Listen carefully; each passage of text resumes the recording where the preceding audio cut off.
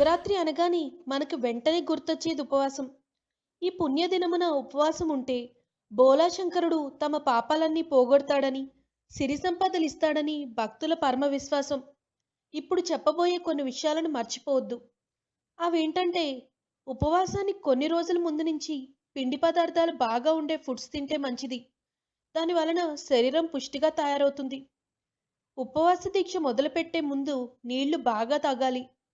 శివరాత్రి నాడు ఉపవాసం ఉన్నవాళ్ళు పాలు పళ్ళు తీసుకోవచ్చు. ఖర్జూరాలు, బాదం, జీడిపప్పు ఇలాంటి నట్స్ అన్నీ తినొచ్చు. ఖర్జూర నీళ్లు మధ్య మధ్యలో తాగుతుంటే మంచిది. మంచినీళ్లు మాత్రం బాగా తాగుతూ ఉండాలి.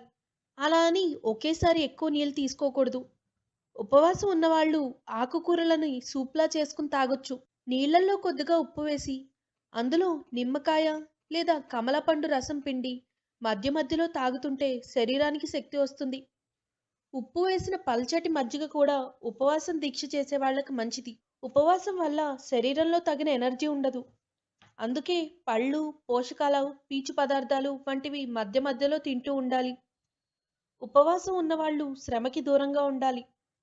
ఉపవాస దీక్ష విరమించేటప్పుడు చక్కెర, ఫ్యాట్స్ ఎక్కువగా ఉన్న వాటిని తినొద్దు.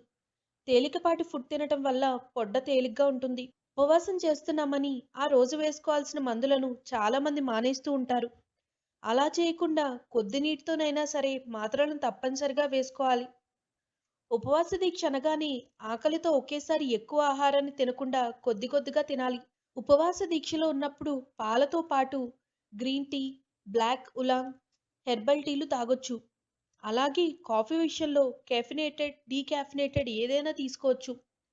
ఎక్కువ సమయం ఉపవాస దీక్షలు ఉంటే హై ఇంటెన్సిటీ వ్యాయామాలు చేయకూడదు. ఫాస్టింగ్ చేసేటప్పుడు తరచూ కునికి తీయాలి.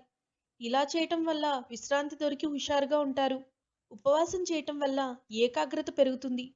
శరీర బరువుతో పాటు ఫ్యాట్ కూడా తగ్గుతుంది. బ్లడ్ షుగర్ పరిమాణాలు తగ్గుతాయి.